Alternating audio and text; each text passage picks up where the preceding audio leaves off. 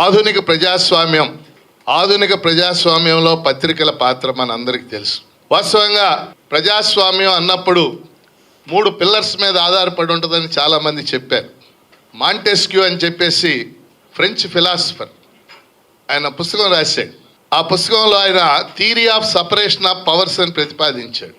అంటే ప్రజాస్వామ్యంలో executive, legislature, judiciary అంటే కార్యనిర్వాహక వర్గం, శాసన నిర్మాణ శాఖ, న్యాయశాఖ, ఈ మూడింటి మధ్య అధికార విభజన జరగాలి. ఆ అధికార విభజన స్వతంత్రంగా పనిచేయాలి. అది ప్రజాస్వామ్యానికి పునాది అని చెప్పారు. ఆ తర్వాత కాలంలో 4th పిల్లర్, 4వ పిల్లర్గా మీడియా లేదా పత్రికా రంగం వచ్చింది. అందుకని దీన్ని మనం 4th ఎస్టేట్ అని పత్రికా రంగాన్ని మొత్తాన్ని పిలుస్తుంది. ఇప్పుడు కొత్త వర్డ్ వచ్చింది, మీరు అందరూ వినుంటారు, 5th ఎస్టేట్. అంటే సోషల్ మీడియా వచ్చేసింది. ఇప్పుడు సోషల్ మీడియాని 5th ఎస్టేట్ అని. సో నేను చెప్పదలుచుకున్న అంశం, ప్రజాస్వామ్యం యొక్క మనుగడ, ప్రజాస్వామ్యం కొనసాగటం ఈ 4 పిల్లర్స్ మీద, ఎగ్జిక్యూటివ్, లెజిస్లేచర్, జ్యుడిషియరీ, మీడియా, ఈ 4 పిల్లర్స్ మీద ఆధారపడి. ఇప్పుడు చూడండి, సాధారణంగా మనం పాశ్చాత్య దేశాలు, బ్రిటను, ఫ్రాన్సు, జర్మనీ, ఇటలీ, ఇవన్నీ యూరోపియన్ కంట్రీస్. ఈ దేశాల్లో మీకు సైనిక తిరుగుబాటులో ఇవి పెద్దగా కనపడవు. మీకు అక్కడ ఈ 4 పిల్లర్స్ కూడా స్ట్రాంగ్గా కొనసాగుతుంది. ఇప్పుడు అదే మన చుట్టూ చూడండి, మొన్న బంగ్లాదేశ్లో సైన్యం తిరుగుబాటు చేసింది. షేక్ హసీనా కరెక్ట్గా చేసింది, అది నేనేం చెప్పట్లేదు. కానీ ఒక సైన్యం తిరుగుబాటు చేయగలి. పాకిస్తాన్లో తరచుగా సైన్యం తిరుగుబాటు చేస్తుంది. బర్మాలో ఆంగ్ సాన్ సూకీ పెద్ద పోరాటం చేసింది, మళ్ళీ ఆవిడ జైల్లో పెట్టింది సైన్యం. మన చుట్టూ ఉన్న దేశాల్లోనే చూస్తే, అంటే ఈ దేశాల్లో అక్కడ కూడా ఈ 4 పిల్లర్స్ స్ట్రెంగ్తన్ కాలేదు, పౌర సమాజం స్ట్రెంగ్తన్ కాలేదు. మన దేశంలో అనేక బలహీనతలు ఉన్నప్పటికీ కూడా స్వాతంత్రోద్యమ కాలం నుంచి కూడా ఆ వారసత్వం కొనసాగింది. పత్రికల వారసత్వం కూడా కొనసాగింది. స్వాతంత్రోద్యమ కాలంలోనే అనేక పత్రికలు మనం చూసాం. ద హిందూ, బహుశా నేను వ్యక్తిగతంగా భారతదేశంలో నేను లైక్ చేసే పేపర్ ఏంటంటే ప్రజాశక్తి కాకుండా నేను చెప్తాను హిందూ. కొన్ని గొప్ప సాంప్రదాయాలు నెలకొల్పిన పత్రిక అది. ఈ రోజుకి ఆ సాంప్రదాయాలను ఆ పత్రిక కొనసాగిస్తుంది. హిందూ కానీ ప్రజాశక్తి కానీ చదవటం 1980లో ప్రారంభించా. 80 అంటే 44. ఈ రోజుకి ఆ 2 పత్రికలు చదవని రోజు ఉండదు, అవి కనుక వస్తే సెలవు లేకుండా. అంటే గొప్ప సాంప్రదాయాలు నెలకొల్పిన పత్రిక అది. అలాగే జాతీయోద్యమ కాలంలో అనేక పత్రికలు తెలుగులో, కృష్ణా పత్రిక, భారతి, ఆంధ్ర పత్రిక, ఇవన్నీ కూడా మనం రావటం చూసాం. ఆ వారసత్వం కొనసాగింది స్వాతంత్ర్యం వచ్చి. అందుకని ఇవాళ భారతదేశంలో సోషల్ మీడియా వచ్చిన, మనం ఇన్ఫర్మేషన్ టెక్నాలజీ వచ్చి మన జీవితాలను ప్రభావితం చేసిన పత్రికలను చదివే వాళ్ళ సంఖ్య ఇంకా గణనీయంగా కొనసాగుతూనే ఉంది. మనం వాటిల్లో చూసేస్తున్నాం న్యూస్.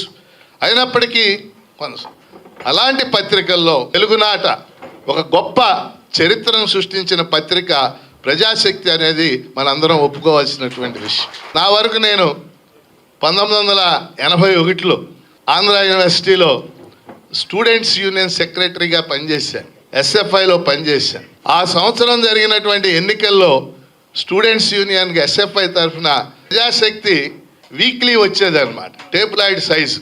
ఆ సైజులో వీక్లీ వచ్చేది.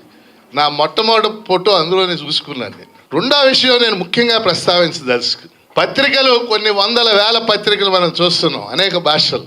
అది ఇంగ్లీష్ భాష ఉంది, హిందీ ఉంది, తెలుగు ఉన్నాయి, లేకపోతే మలయాళంలో మలయాళీ మనోరమ లాంటి పత్రికలు ఉన్నాయి, అనేకమైనవి ఉన్నాయి. ఇవన్నీ ఒకటి కాదు, ఈ పత్రికలన్నీ ఒకటి కాదు. ఈ సమాజం యొక్క వర్గ పొందిక పత్రికల్లో కూడా కనపడుతుంది. వర్గ ప్రయోజనాలు కూడా పత్రికల్లో కూడా కనపడతా ఉంటాయి. ఆ పత్రిక ఏ వర్గ ప్రయోజనాలను ప్రతిబింబిస్తుంది, ఏ వర్గ ప్రయోజనాలను ముందుకు తీసుకెళ్తుంది. ఇవాళ మనం చూస్తున్నాం చాలా పత్రికలు, చాలా ఛానల్స్ ప్రైవేట్ యజమానులకు కంట్రోల్ చేస్తుంది. ఒకప్పుడు ప్రణయ్ రాయ్ దాన్ని అద్భుతంగా నడిపినటువంటి ఛానల్, అలా వాళ్ళ చేతుల్లోకి వెళ్ళిపోయినాయి.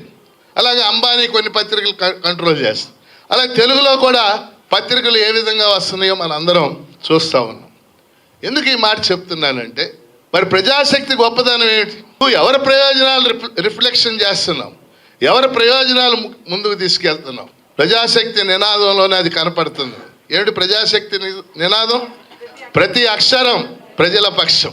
ఈ నినాదానికి మన అందరం హర్షం ప్రకటించాల. మన అందరం కూడా ప్రతి అక్షరం ప్రజల పక్షం. నువ్వు ఎవరి తరఫున ఆలోచిస్తున్నావు? ఎవరి తరఫున నువ్వు పత్రికలో విషయాల్ని నువ్వు ముందుకు తీసుకెళ్తున్నావు అనేది చాలా ముఖ్యమైనటువంటి అంశం. 5-6 పత్రికలు చదువుతాం మనం.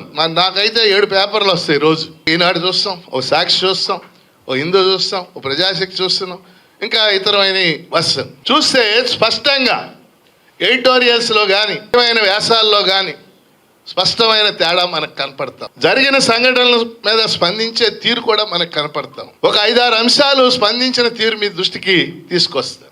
ఉదాహరణకి పాలస్తీనా సమస్య 2023 అక్టోబర్ 7వ తేదీన హమాస్ అనే సంస్థ ఇజ్రాయెల్ మీద దాడి చేసింది. కొన్ని వందల మంది చచ్చిపోయారు, కొన్ని వందల మందిని బందీలుగా పట్టుకుంది. ఇది జరిగిన సంగతి. అప్పటి నుంచి ఈ రోజు దాకా ఇజ్రాయిల్ పాలస్తీనా మీద, గాజా మీద, రఫా మీద దాడి చేసి ఇప్పటికి 45,000 మందిని చంపేసింది. ఈ 45,000 మందిలో 5-6 వేల మంది చిన్నపిల్లలు ఉన్నారు. ఇప్పుడు అక్కడ మందులు లేవు, నీళ్లు లేవు, ఏమీ లేవు. ఈ వార్త మీరు మెయిన్ స్ట్రీమ్ పత్రికల్లో ఈ 100 రోజులుగా వచ్చిన వార్తలు చూడండి, ప్రజాశక్తిలో వచ్చిన వార్తలు చూడండి, ప్రజాశక్తిలో వచ్చిన ఆర్టికల్స్ చూడండి. నిజమే హమాస్ అలా చేయటం దుర్మార్గమే, కానీ తర్వాత జరిగిన దుర్మార్గం, కానీ గత 100 ఏళ్ళుగా జరిగిన దుర్మార్గం ఏంటి? 100 ఏళ్ల క్రితం ఈ భూమి మీద మ్యాప్లో పాలస్తీనా అనే రాజ్యం ఉంది, ఇవాళ ఇజ్రాయిల్ ఉంది. పాలస్తీనా అనే రాజ్యం లేదు. ఎందుకు ఏర్పడలేదు? అది చెప్పాలి కదా. ఎవరు చెప్పారు? అది ఎవరు చెప్పలా. కానీ ప్రజాశక్తిలో అనేక వ్యాసాలు వచ్చింది, అంటే అంతర్జాతీయంగా మనం చూసినాం. అలాగే వాళ్ళ మెయిన్ స్ట్రీమ్ పత్రికలు మొత్తం జాతీయ స్థాయిలో అధికారంలో ఉన్న ఆలోచనలు ముందుకు తీసుకెళ్తాయి. భారత్ 2047 నాటికి, వికసిత్ భారత్ 2047 నాటికి ఈ భూమి మీద 3వ అతి పెద్ద ఆర్థిక వ్యవస్థ, దీన్ని పెద్ద ఎత్తున ప్రచారం చేస్తాం. కానీ 2వ భాగంలో భారతదేశం ఏమిటి? భారతదేశంలో మానవాభివృద్ధి ఎలా ఉంది? భారతదేశంలో ఇంక్లూజివ్ గ్రోత్ ఎలా ఉంది? భారతదేశంలో ఎస్సీ ఎస్టీలు ఎలా ఉన్నారు? పేదవాళ్ళ జీవితం ఎలా ఉంది? వైద్య ఆరోగ్య సదుపాయాలు ఎలా ఉన్నాయి? ఎవరు చెప్పాలి? ఇవి మెయిన్ స్ట్రీమ్ పత్రికలు ఏమైనా చెప్తున్నాయా? చెప్పట్లేదు కదా. ప్రజల పక్షం అంటే అదే కదా. ప్రజలు నిజంగా ఎటువంటి జీవన ప్రమాణాలు కలిగి ఉన్నారో చెప్పగలగాలి కదా. అలాగే మనం ఇప్పుడు ఆంధ్రప్రదేశ్ చూస్తున్నాం. ఆంధ్రప్రదేశ్ విడిపోయింది, హిస్టారికల్ రీజన్స్, మనం కాదని. విడిపోయిన సందర్భంగా భారతదేశ పార్లమెంట్ ఆంధ్రప్రదేశ్ విభజన చట్టం అని చేసింది. విభజన చట్టంలో కొన్ని హామీలు ఇచ్చారు. కడపలో ఉక్కు కర్మాగారం కట్టాలి, రాజధాని కట్టాలి, ఇవి అవి. ఈ హామీలు ఏమిటి? ఎంతవరకు అమలు జరిగినాయి? నేను చెప్తున్నాను, మెయిన్ స్ట్రీమ్ ఈ రాష్ట్రంలో ఉన్న ప్రధాన తెలుగు పత్రిక ఒక్క వ్యాసం కూడా రాయలేదు ఈ 10 ఏళ్లలో. నేను ఛాలెంజ్ చేస్తాను, ఒక్క వ్యాసం. విభజన హామీలు ఎంతవరకు అమలు జరిగినాయి, ప్రత్యేక హోదా ఎందుకు ఇవ్వాల, ఒక్క వ్యాసం కూడా రాయలేదు. అన్యాయం కదా అది. మీకు నచ్చిన వ్యాసాలు రాసుకోండి, కానీ రాయాలి కదా. అందుకని అది ఎవరు రాయగలిగాం? మనం ఎంతమంది చదివినా మన పత్రికలో ప్రజాశక్తిలో మనం రాయగలి. ఇంకా 2 ఉదాహరణలు చెప్తాను. ఇవాళ పోలవరం ప్రాజెక్టు నిర్మాణం జరగాలని అందరం కోరుకుంటున్నాం. నేను కోరుకుంటా, మీరు అందరూ కోరుకుంటున్నారు. పోలవరం ప్రాజెక్ట్ నిర్మాణం జరిగితే గోదావరి నదిలో వృధాగా వెళ్ళిపోతున్న 320 టీఎంసీలు నీళ్లు వాడుకోవచ్చు. 8 లక్షల ఎకరాలకు కొత్తగా నీళ్లు వస్తాయి. 20 లక్షల ఎకరాలకు ఆయకట్టు స్థిరీకరణ జరుగుద్ది. 900 గ్రామాలకు మంచినీళ్లు వస్తాయి. 950 మెగావాట్ల విద్యుత్ ఉత్పత్తి జరుగుతుంది. పోలవరం కుడి కాలువ ద్వారా 80 టీఎంసీల నీళ్లు కృష్ణా నదిలోకి వస్తాయి. ఎడమ కాలువ ద్వారా విశాఖపట్నానికి నీళ్లు వెళ్తాయి. ఇదంతా అవసరం, ఎవరం కాదంటల్లా. విభజన చట్టంలో రాశారు. కానీ విషయం ఏంటి? పోలవరం 72% పూర్తి చేసామని ఒక ఆయన, తర్వాత 2-3% కూడా అవ్వలేదని ఇంకో ఆయన, నేను చాలా చేశాను ఇంకో ఆయన. కానీ మొత్తం ఎపిసోడ్ లో కీలకమైన అంశం ఏంటి? చెప్పండి మీరు. నిర్వాసితుల గురించి మెయిన్ స్ట్రీమ్ పత్రికలు, ఒక పత్రిక అయినా సరే రాసిన ఒక వ్యాసం గానీ ఒక న్యూస్ గానీ మీరు చూపిస్తుంది ఎవరైనా కానీ నిర్వాసితుల గురించి. వాస్తవంగా ఇక్కడ ఉన్న వాళ్ళందరూ గమనించాల్సింది ఏంటి? 2017లో పోలవరం ప్రాజెక్టు యొక్క అంచనాలు రివైజ్ చేసినప్పుడు 55,000 కోట్లు ఖర్చు అవుతుందని నిర్ణయించి 55,000 కోట్లు. 55,000 కోట్లలో 33,000 కోట్లు ఆర్ఆర్ అంటే నిర్వాసితులకు పునరావాసం కలిపి, అంటే మోర్ దాన్ 50%. ఇవాళ పోలవరం ప్రాజెక్ట్ 72% పూర్తయిందని చెప్పిన వాళ్ళు నిర్వాసితులు ఎంత శాతం అయింది? 12% కూడా అవ్వలేదు. 12%. లక్షలాది మంది నిర్వాసితులు అక్కడ గోదావరికి మన వరదలు వస్తే ఎన్ని ఇబ్బందులు పడ్డారు. నిర్వాసితుల యొక్క సమస్యలు ఎవరు ముందుకు తీసుకెళ్ళాలి? ఎవరు మాట్లాడుతున్నారు? ఏ పత్రికలో రాస్తున్నారు? ఇంకో అంశం చెప్పు. ఇప్పుడు రాజధాని నిర్మాణం జరగాలి. మనకు అన్యాయం జరిగింది, రాజధాని నిర్మాణం జరగాలి. ఏ రాజధాని నిర్మాణం జరగాలి? కార్పొరేట్ రాజధానా, ప్రజా రాజధానా? భూ సమీకరణ చేశారు, తప్పో రైటో జరిగింది. కానీ అక్కడ పర్మనెంట్ బిల్డింగ్స్ పాలనా రాజధాని కావాలి, ప్రజా రాజధాని కావాలి, పర్మనెంట్ బిల్డింగ్స్ నిర్మించాలి. వాస్తవంగా ఎందుకని చెప్తున్నానంటే, మొన్న శ్వేతపత్రం ఇచ్చారు రాజధాని మీద. 7 శ్వేతపత్రాలు రిలీజ్ చేసింది రాష్ట్ర ప్రభుత్వం. ఆ 7 శ్వేతపత్రాల్లో సారాంశం ఒకటే: 2014, 2019 స్వర్ణయుగం, ఓకే. 2019, 2024 విధ్వంసక యుగం. ఏమిటి, what is to be done? మీరేం చేయదలుచుకున్నారు? అది లేదు అందులో. అది రాజధాని దగ్గర తీసుకుంటే ఏం చేయాలి? ఈరోజు మళ్ళీ సింగపూరు రాజధానిలో వాళ్ళు 2 జరగాలి అర్జెంటుగా. ఒకటి, ఇందాక డాక్టర్ గారితో కూడా నేను అదే చెప్తున్నా, సార్ ఎత్తితే, ఒకటి పాలనా భవనాల నిర్మాణం జరగాలి. పాలనా భవనాలు అంటే ఏంటి? రాజ్భవన్, హైకోర్టు, శాసనసభ, శాసన మండలి, సచివాలయం. ఈ శాశ్వత భవనాలు, కట్టిన ఈ శాశ్వత భవనాలు కాదు. దానికంటే ముఖ్యమైనది ఏంటంటే, రైతులు 33,000 ఎకరాలు ఇచ్చారు. ఆ భూములు ఇచ్చిన రైతులందరికీ ప్రతి ఎకరానికి ఒక రెసిడెన్షియల్ ప్లాటు, ఒక కమర్షియల్ ప్లాటు ఇవ్వాలి. ఫాలో అయ్యారో లేదు? ఒక రెసిడెన్షియల్ ప్లాటు, ఒక కమర్షియల్. అవి ఇవ్వాలంటే ఆ ప్రాంతాన్ని ఇచ్చిన భూముల్ని డెవలప్ చేసి ప్లాటింగ్ చేయాలి. అంటే ప్లాట్ల కింద వేసి, అరే బాబు నువ్వు 2 ఎకరాలు ఇచ్చావు, ఇదిగో నీది కమర్షియల్ ఏరియా. ఆ రాజధాని ప్రాంతంలో ఇచ్చిన ఈ 33,000 ఎకరాలు ప్లాటింగ్ జరగాలంటే 18,000 కోట్లు కావాలి. ఈ 2 చేయాలా? ఈ 2 చేయకుండా మళ్ళీ మాట్లాడితే ఉపయోగం? ఎవరైనా కానీ ఈయన అంటారు, ఆయన అసలు చేయలే, ఈయన మాట్లాడేది. దీన్ని ఎవరు తెలియచేయాలి? మన ప్రజాశక్తిలో ఆర్టికల్ రాశాడు బాబురావు గారు, ప్రజా రాజధాని నిర్మాణం జరగాలి. మనం చెప్తున్నాం. సో నేను చెప్పినాటన్నిటి సారాంశం ఒకటి: ప్రజాశక్తి ఆలోచనలు, ప్రజాశక్తి ఆకాంక్షలు, ప్రజాశక్తి అభిప్రాయాలు, ప్రజల అభిప్రాయాలను ప్రతిబింబించడం.